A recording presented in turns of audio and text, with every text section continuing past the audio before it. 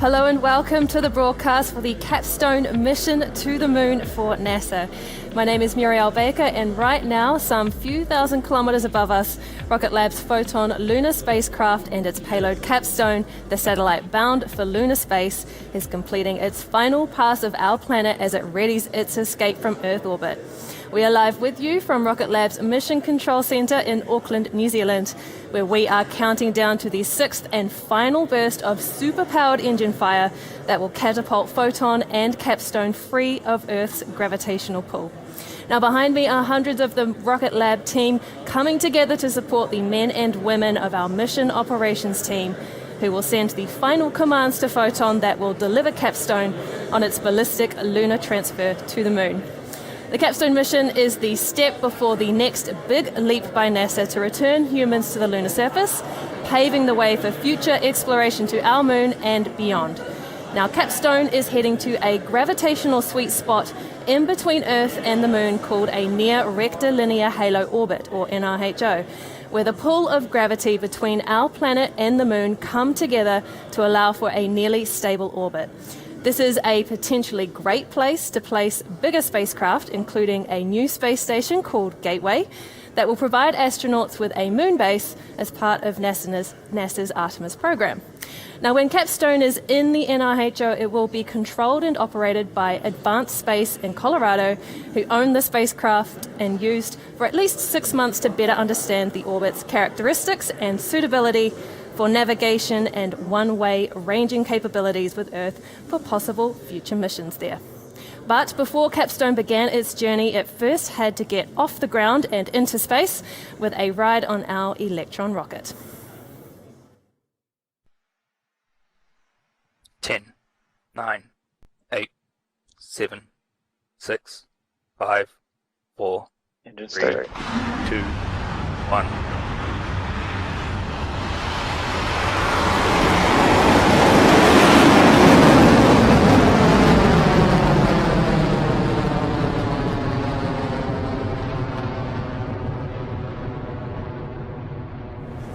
Lifting off from our private spaceport Launch Complex 1 on the Mahia Peninsula just last Tuesday, the CAPSTONE mission left Launch Complex 1 on a flawless nighttime launch.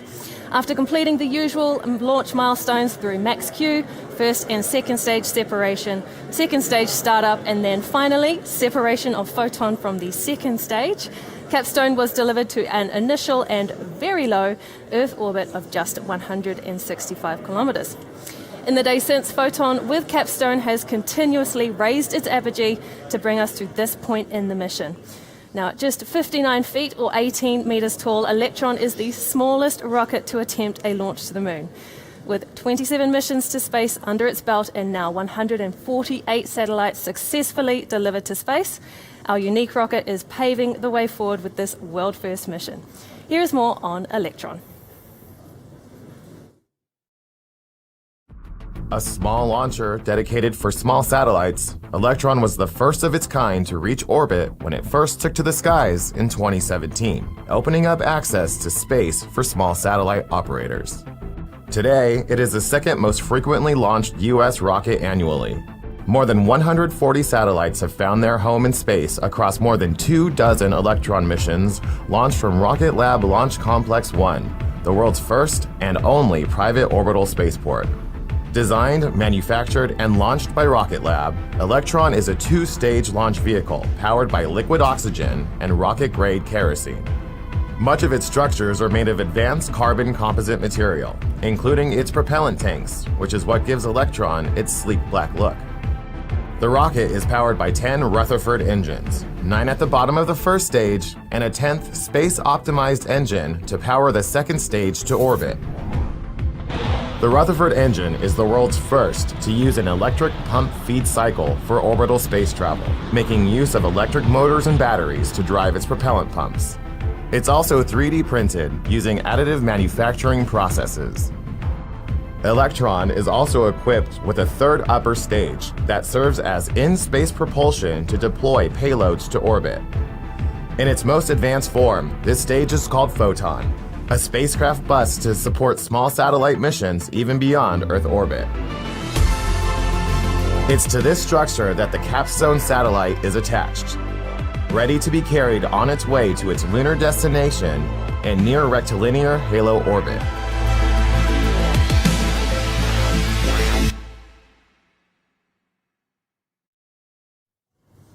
This mission was Electron's highest performance and most complex launch to date, stretched to the absolute limit in terms of fuel and mass margins, is one of the heaviest and hardest missions we have ever lifted. Now, helping to manage the CAPSTONE launch out of our privately run range control at Launch Complex 1 was Joe Carpico, our Manager of Integrated Operations here at Rocket Lab, who oversees our Electron operators, including across test and launch. So thank you, Joe, for joining me. Thank you, Muriel. Happy to be here. So tell me about your role on launch day. What does that cover? Yeah, typically my role on launch day would be as a launch director or a supplemental launch director. In the case of this mission, I was in that role for the wet dress rehearsal, but not for actually the launch operations. And that on launch day, I was actually, in leading up to launch day, coordinating the operations. So planning, preparing for, and coordinating the operations with the launch operations team.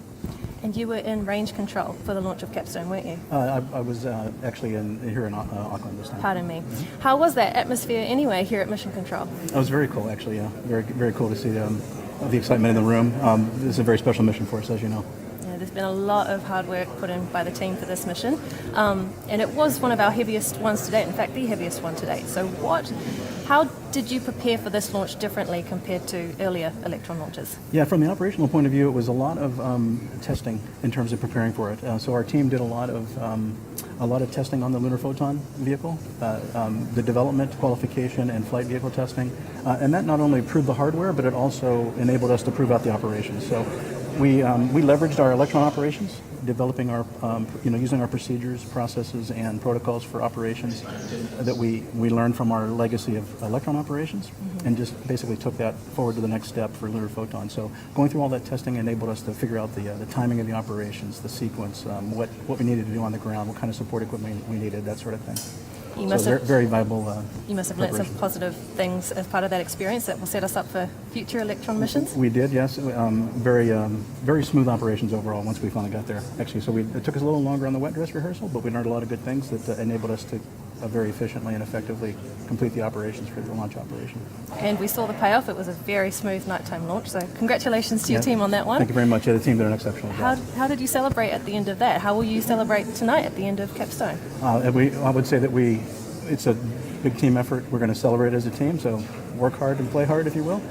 So the team is really looking forward to connecting and celebrating together with that great achievement. So. Nice. Now tell me, what does it take to be a launch operator? What kind of skills do you need to have to sit in mission control? I would say that really curiosity for things, being able to solve problems. So like the operators are not, we're not specialists necessarily in one particular technical area, but we need to know a little bit about everything and then be able to apply that to the operations. So really focusing on how to efficiently do the operations, how to troubleshoot and solve problems real time, all the communication and the preparation that kind of goes into that, and being able to work through those problems live is really one of the most critical things, if you will. So we take people that might be fresh out of college or university, and they've done a great job with us, as well as people with the experience. So you don't necessarily have to have operational experience, but to have that curiosity and that ability to solve problems is probably the most important thing. That's great, because most people would think you need a degree in rocket science to be able to do this job, but you've just said we don't have to. You can come straight out of high school. Do that, right? Exactly. Yeah. Are you recruiting in your team at the moment? We are. Yeah, we are looking for people to help us. And like I said, my team we tend to say that we have some of the most exciting work in the company, being that we're involved with the hot fire testing. So my team's responsible for preparing for and conducting the stack testing of the Electron stages, as well as the Lunar Photon and other upper stages, and then also the planning, preparation, and conduct of the operations, pre-launch and launch operations. So it's really exciting work. I bet it is. Do you have a preference between night and daytime launches? They're all beautiful to me, but I wonder if you do. I don't think I do necessarily. I think I like them all. Yeah, it's those first. Never fails. The last 10 seconds or 20 seconds of the countdown is just really get your heart pumping, and it's really exciting watching them lift off, that's for sure. And a final question for you too, Joe. Is there a particular aspect of this mission that you're most proud of, either something you've achieved or that your team has achieved? I would say it's a team effort, and the team really did a bang-up job of doing this mission. obviously from my operations team, in particular, the team just put a lot of time, dedication, long hours, extra time, weekends and other time away from family to really make this happen. So I really appreciate their efforts over this past couple of years. It's really really gratifying to be able to be to that point. It's a lot of And we're dedication. no rest for the weary. We've got a couple of other launches coming up very soon here, so the team's going to be right back at it. I know, I'm here very in the excited. next couple of weeks. So. Yeah. Well, congratulations again, Joe, on your role in this mission. It's something you should be very proud of, especially of your team as well. Thank you very much, Mary. Thank you so Appreciate much it. for And doing it. congratulations to you as well. Thank you. So now, of course, Electron played that pivotal role in launching CAPSTONE into space and getting this mission off the ground. But right now, the success of this mission rests solely with our Photon spacecraft. Now, Photon is providing this phase of the CAPSTONE mission with in-space propulsion, communications, power, and high accuracy, attitude, determination, and control. It is a highly capable little vehicle that, alongside CAPSTONE, will soon be on its way to the moon.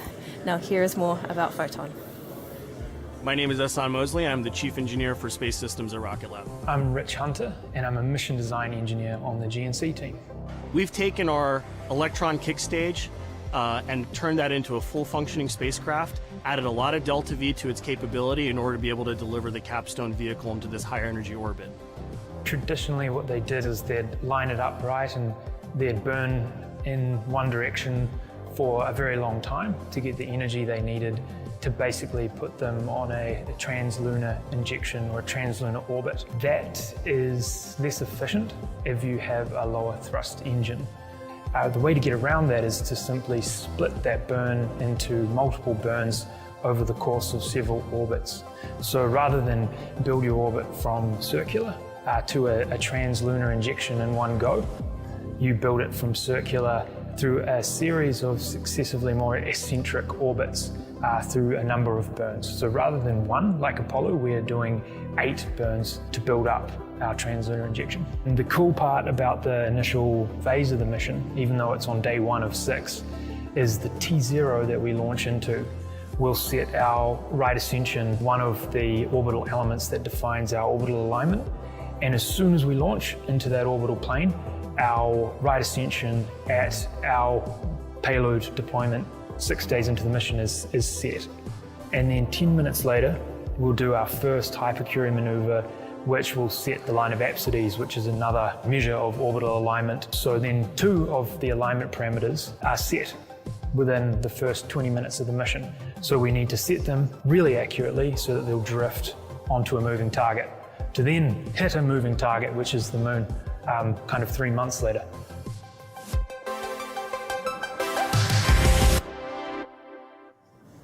We are T-minus 25 minutes and 33 seconds away from our last Earth orbit maneuver with Photon, the final and most powerful burst of engine fire from Photon's hypercurie engine, which will accelerate Photon and CAPSTONE fast enough to escape Earth's gravity.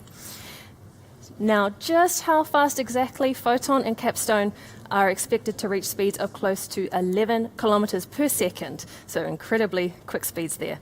Now, around 20 minutes after that translunar injection, Photon will be commanded to detach CAPSTONE and release it on its low energy cruise to the moon. The journey to the moon will take about 4 months, and with CAPSTONE actually passing by the moon to 1.3 million kilometers from Earth, or more than 3 times the distance between the Earth and the moon, before being pulled back to where it needs to go. Now, during this phase of the mission, CAPSTONE will be controlled by the team at Advanced Space, occasionally commanding the satellite to adjust course as needed to enter the near rectilinear halo orbit. We're going to tune into the comms channels in Mission Control now to listen into the countdown to ignition of the hypercurie engine on Photon.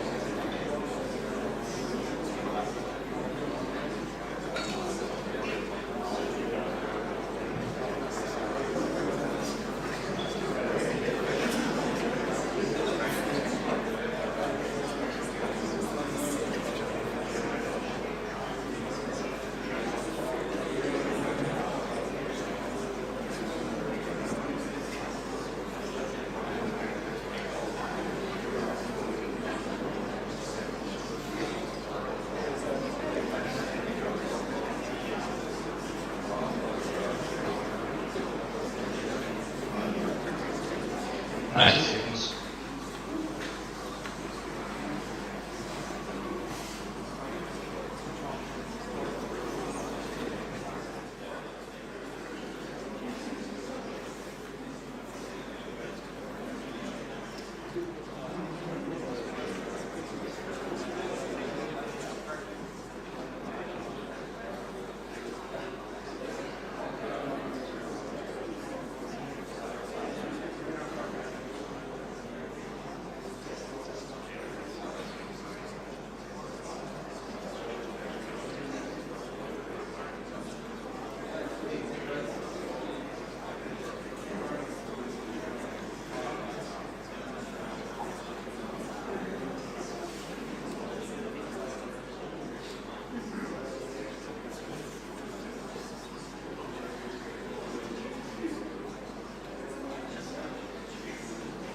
Seconds.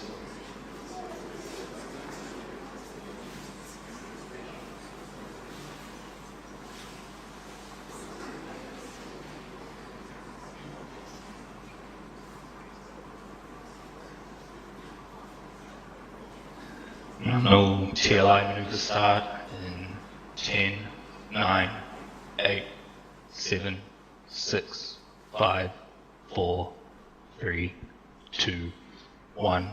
Ignition. Expected burn duration 98 seconds. And we are currently T-minus 9 minutes 25 seconds until AOS inability to confirm.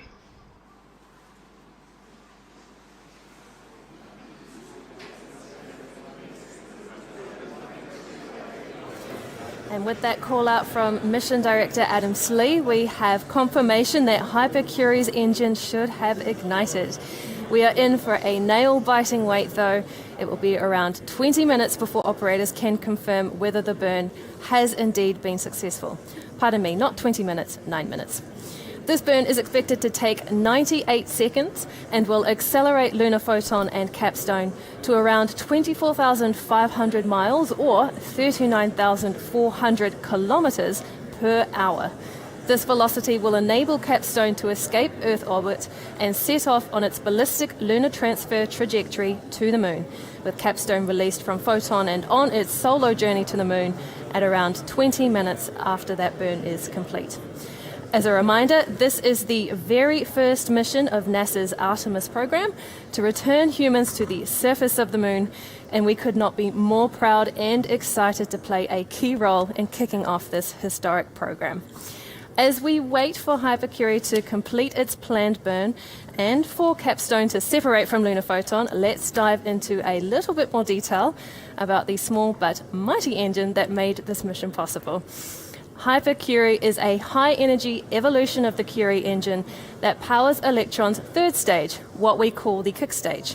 The small but mighty Curie engine, named after physicist and chemist Marie Curie, has provided reliable in-space propulsion on 24 orbital Electron missions to date. It has played a key role in enabling us to deploy more than 140 satellites to orbit for our customers. Now, the CAPSTONE mission is the very first time we leveled up and put Hypercurie into action in space. And so far, Hypercurie has exceeded all expectations in flight.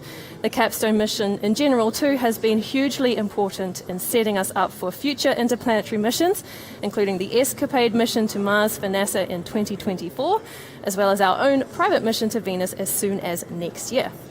Now, here to tell us a little bit more about the Hypercurie engine is propulsion engineer Ben Clemmer. Thank you for joining me, Ben. Thank you. Now, this mission and this day is a big one for your team. How are you feeling? Oof, yeah, feeling a little bit nervous, but really, really excited to finally know if we get mission success. And what have you brought with you? Oh yes, so this is a thrust chamber and nozzle of the Hypercurie engine. So Can you hold it up? It's quite, yeah. It's so small. Yeah, it's a little one, but yeah, it's really powerful and it's doing exactly what we needed to do. And as you can see, you're just kind of lifting it up. Doesn't weigh anything at all. No. So what makes Hypercurie different to original Curie? Yeah, they're very different engines. First of all, Hypercurie has to put out 4 times as much thrust and is at the same time much more efficient. It's got really, really high performance requirements, so you can sort of think of it as like a Lamborghini compared to a Prius. Yeah, and really what makes a difference is its use of hypergolic propellants, as well as the electric pump-fed cycle, which makes it a lot more efficient. Yeah. Now, like the Rutherford engine that powers Electron, Hypercurie is made with 3D printing. Why 3D printing? Why did we go with that choice? Yeah, so there's two really big advantages that we use. The first one is the ability for rapid prototyping. Like, for example, when we were doing early chamber and injector development, we would do our test, get the data back, make design changes, and get something new at the test cell just a few days later. That's awesome. You can kind of innovate and move forward really quickly, hey? And the other one is you can do a lot of really interesting complex manifolding with 3D printing that you just can't achieve with regular manufacturing. So it really allows us to tune in our injector and our regen chamber, gives those designers the flexibility they need. Now, the team spent more than 2 years developing the Hypercurie engine for this mission, so tell us how you felt and how it felt for the team when you heard that call from Mission Control that it had lit up in space. Wow, yeah, it was pretty unbelievable. We spent, like you said, 2 years just thinking about everything that could go wrong and planning for it, designing against it. And so when you finally saw that confirmation come back, see that flight data come back, and just know that it does exactly what it's designed to do, it was so satisfying and such a relief. Yeah, you must have been absolutely thrilled. Absolutely, yeah. So what challenges come with developing an engine like this for deep space propulsion as opposed to our typical missions to low Earth orbit? Yeah, there's a few. I think on the testing side, one of the big ones is trying to replicate the environment of space. We had to design and develop a whole new test stand to sort of replicate these vacuum conditions so that we could get our nozzle performance analysis correct. But on a bigger scale, deep space missions last months and years, whereas the kick stage only lasts a few hours. So you really have to consider a lot more the thermal environment and radiation environments when you're designing something for much longer durations in space. Yeah. What moment in this CAPSTONE campaign, in the lead up to launch, did you have the understanding or just that epiphany that this is going to work, this is exciting, we're going to see this thing launch? For me, I think it was the first time we did the stack testing. At that point, it was sort of like the first time we brought together all the different components of the vehicle and tested it all together. And it was really, when we were able to achieve that, I thought, okay, if we can prepare for this and get this going, we can do a launch. Yeah, that's awesome. Congratulations, Ben. Thank you. I hope you're proud. I hope So your team's stoked. proud. Yeah. It's awesome. Thank Awesome. you. So again, I know you'll be anxious to get back to console or join your team out on the floor, but thank you for taking the time to talk to me. Now, putting the Hypercurie engine to the test wasn't the only first for this mission. In fact, the team delivered many technological firsts for Rocket Lab. The first of our list of firsts, of course, is that CAPSTONE is Rocket Lab's first mission beyond low Earth orbit. A typical Rocket Lab mission deploys satellites to around 500 kilometers from Earth using our Electron rocket and its kick stage. And for today's mission, Lunar Photon will deploy CAPSTONE to around 1.3 million kilometers from Earth before the satellite loops back to be captured by the moon's gravity. CAPSTONE is also the first collaborative mission between Rocket Lab and Advanced Solutions, Inc., a Colorado-based flight software company acquired by Rocket Lab in late 2021. Now, ASI revolutionized flight software with Max, an off-the-shelf flight software that can be tailored for a range of missions. It has been fantastic to mark our first joint mission, and I know the team are looking forward to many more. The CAPSTONE mission was also our first time using the FR Lite satellite radio, which Rocket Lab has an exclusive license agreement to manufacture with Johns Hopkins University of Applied Physics Laboratory. And if you've been following Rocket Lab missions for a while, then you'll know we like to do our part to reduce space junk. And for the CAPSTONE mission, and for the first time, Electron's second stage deorbited and re-entered Earth's atmosphere the same day as launch, leaving behind no space debris. The typical time it takes to deorbit stage 2 is mission dependent, but our previous record before CAPSTONE was around 12 days. And last but not least, the CAPSTONE mission was our first time planning and executing lunar trajectories. We look forward to expanding on this heritage with upcoming missions to Venus, Mars, and more. But we are now about a minute and a half from the time we expect to receive confirmation that our Hypercurie engine ignited successfully and burned for as long as it should have. This is the critical light up of the engine on Photon. 60 to 90 seconds.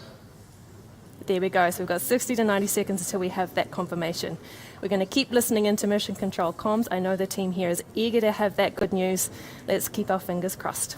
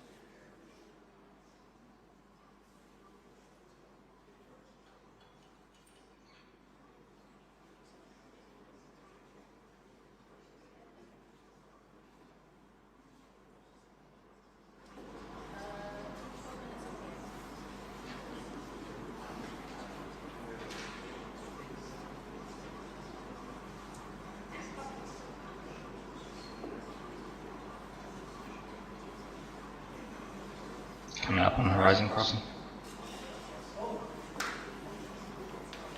AOS.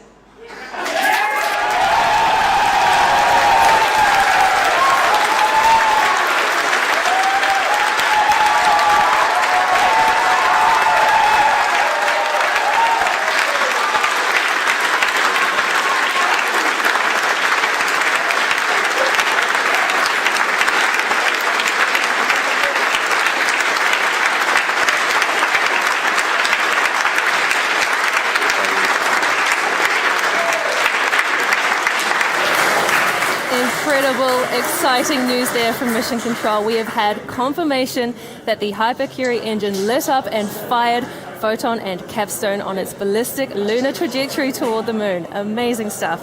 So that engine was alight for approximately 98 seconds of engine burn. Hypercurie will have produced a change in velocity of around 416 meters per second of delta V and burnt through just a mere 15.9 kilograms of propellant for this Earth escaping maneuver.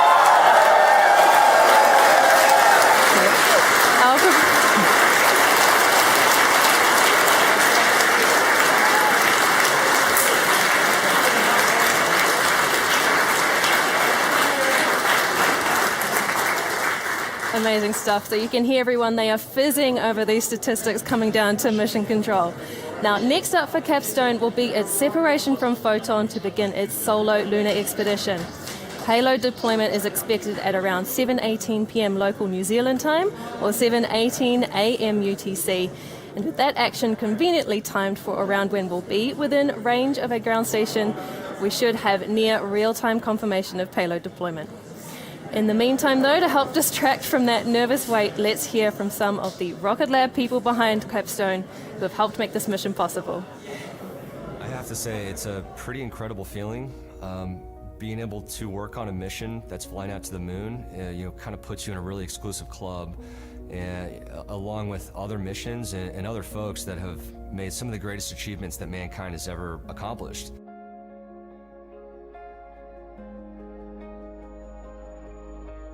NASA going back to the moon is such an insane endeavour. I think they're making history again, and to be a part of it is something that I never thought I would get to experience. Yeah, it's awesome. It's so exciting.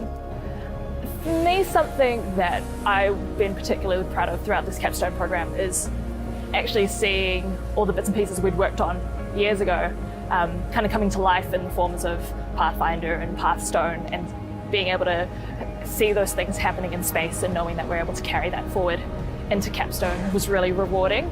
Everyone in the company really dives into a problem, as soon as it comes up, and everyone is looking for a way to contribute, a way to knock out a problem, and a way to make things happen and do it quickly. And I think that culture has a lot to do with this success that we've had and are going to continue to have. It's been really impressive watching our own teams go through that development process. In particular, ASI up in Colorado, they specialize in flight software, and we are now using their flight software suite on the Lunar Photon vehicle. So it's been really helpful and really rewarding watching that process. I think what makes Capstone so different is that it's so complex and so much has to come together. We have insanely tight margins on mass, power, the propulsion performance, so that we make it all the way to the moon.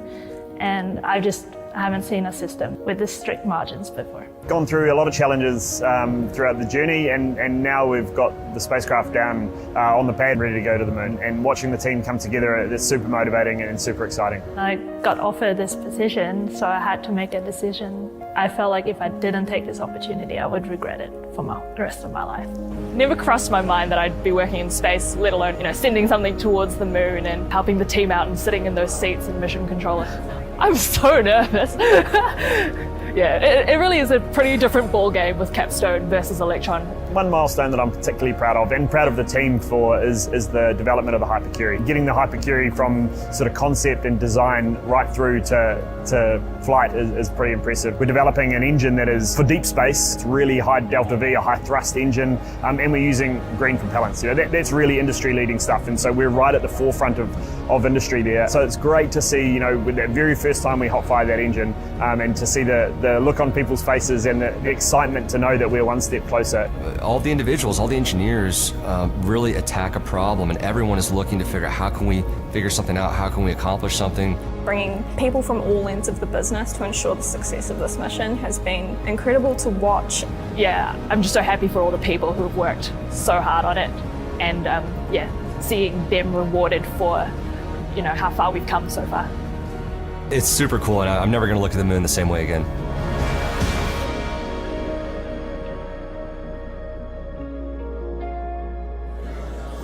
Now, some of those team members are here with me in Mission Control tonight as we wait for confirmation of that final Hypercurie burn on Photon.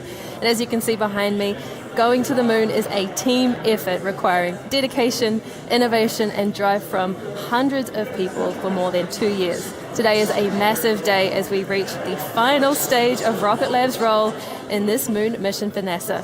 So as we wait for that final confirmation that CAPSTONE has separated from lunar Photon, it's a good time to reflect on the Photon missions that have flown before, which paved the way for CAPSTONE. While this is the very first flight of lunar Photon, our high-energy Photon variant for deep space missions, it is not the first of our own spacecrafts we've flown to orbit. In August 2020, we deployed First Light, our very first Photon spacecraft. This mission helped us test key technologies that would be used during the CAPSTONE mission and was the first time we operated our own spacecraft on orbit for the very first time. We followed this up with the launch of CAPSTONE, another pathfinding Photon spacecraft that tested Photon systems and technology we planned to use for the CAPSTONE mission.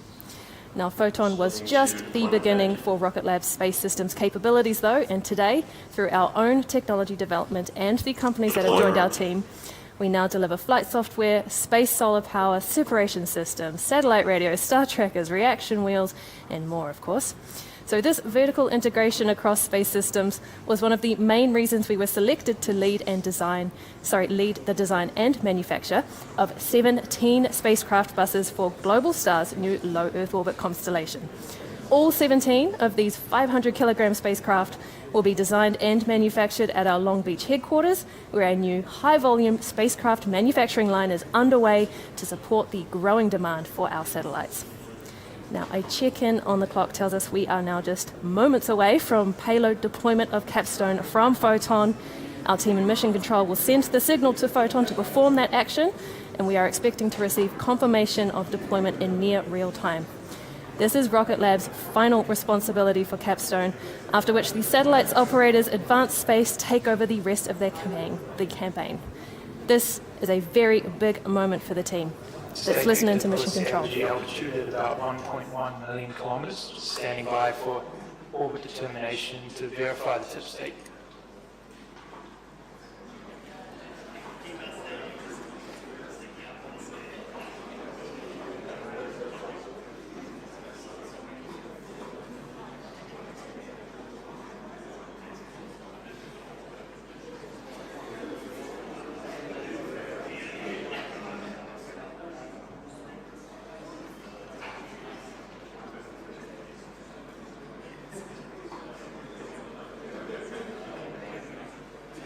Slew to deployment, attitudes complete.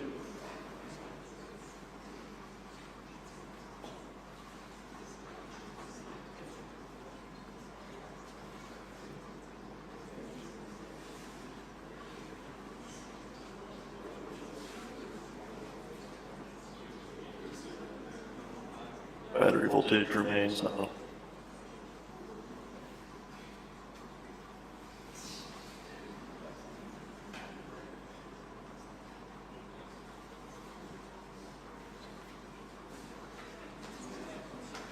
T-minus 3 minutes on deployment.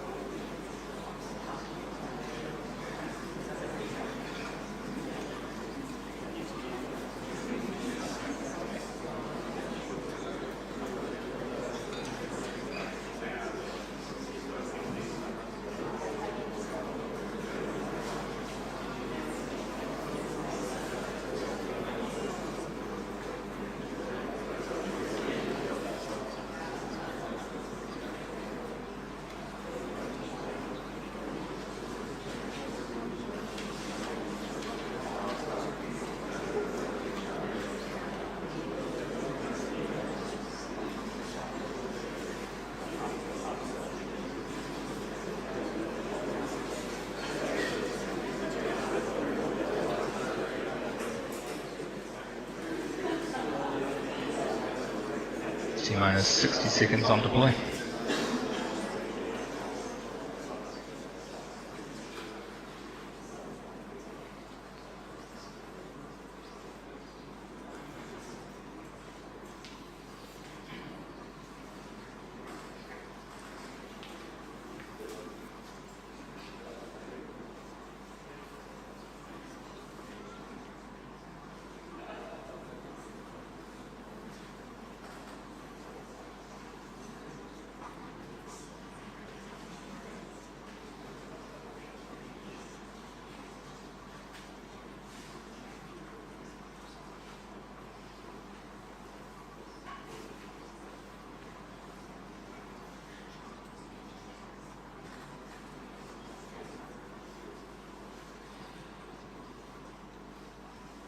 Expected deploy in 5, 4, 3, 2, 1. Deploy.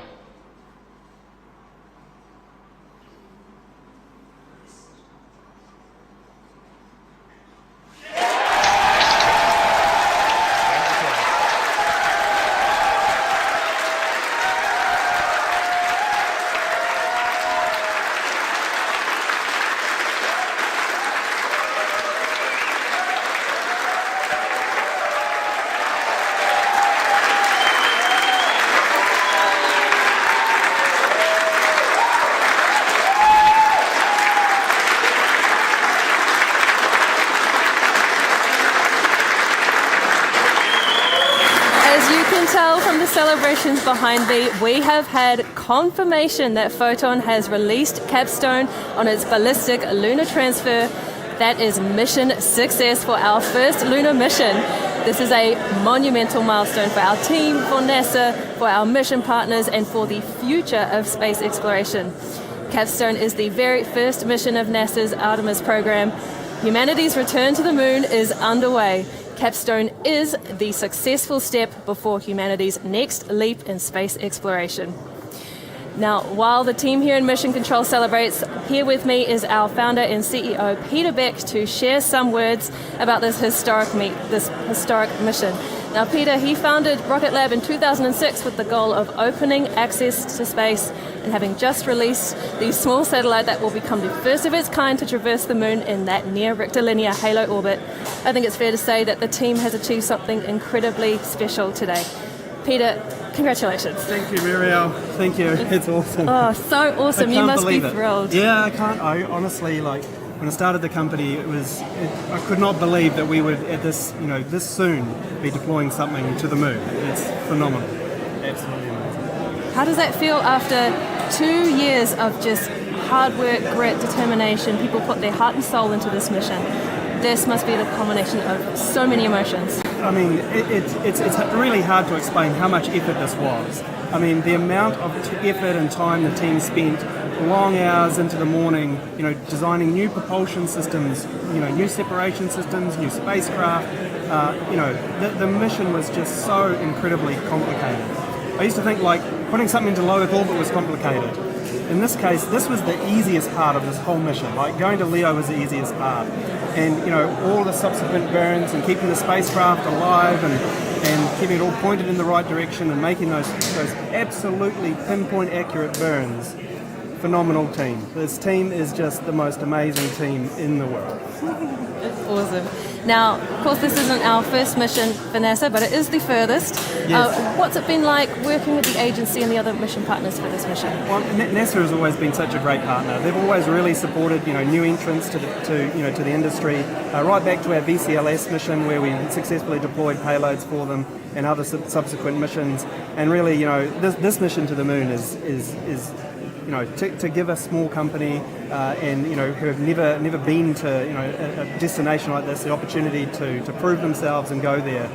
It's just been fantastic. They're a great partner. And they have. The team's proven themselves. We created the whole new Hypercurie engine. Yep. To see that used successfully in this mission must just be a thrill for everybody. Yeah, I mean, it's hard enough just buying a whole bunch of stuff off the shelf and integrating it together and doing one of these things. But to create all of this from scratch, literally blank sheet of paper, new propulsion system, new propellants, is phenomenal. Phenomenal. what does this mean now for Photon, for Curie, for Rocket Lab? We've just proven we can go to the moon. What are we going to do next? Well, I mean, as you know, I'm dead keen to take us to Venus, and we'll try and do that. And really, this has proven that we can get to Venus. The C3 that we just achieved there, going out to the moon, there's very little between what we did today and what we'll do going to Venus. So we've built a really impressive, low-cost access to not only the moon but to asteroids and to other planets in our solar system. And this really marks the beginning of a new scientific era, where for some tens of millions of dollars, you can go to the moon, or you can go to an asteroid, or you can go to Mars or Venus. It's phenomenal. Where are you most looking forward to going then for the missions we have coming up? Well, Venus is obviously a great sweet spot in my heart, and that mission will work hard to try and pull that off. It's a private mission, so it's not a NASA-funded mission, essentially with the Photon lunar spacecraft, there's no difference between this spacecraft and the one going to Venus. So this has really been a great development cycle for that vehicle. Incredible when you think about it. It's mind-blowing. It's mind-blowing. Congratulations, Peter, once again. I know you want to celebrate with the team, but thank you for taking the time to speak with us. Thanks. Awesome stuff. So, well, we're going to close out today's show, but first I want to take a moment to thank our mission partners, Advanced Space, Terran Orbital, and of course NASA. As you heard talking to Peter there, going to the moon requires collaboration, grit, determination, and a healthy dose of optimism. And we are grateful to have found all of these in our mission partners. So thank you very much for entrusting Rocket Lab with this first Artemis mission. We are so proud to play a key role in humanity's return to the moon. So with that, we're going to close out tonight's show and leave you with some final views of Capstone's liftoff on Electron. Thank you for joining us. This is Rocket Lab Mission Control signing off.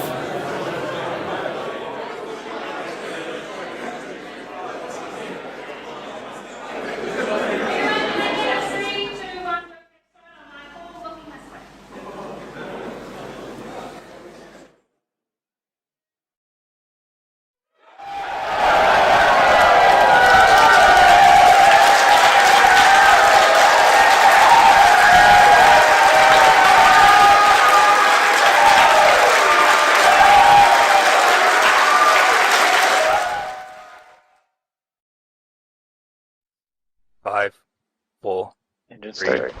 2, 1.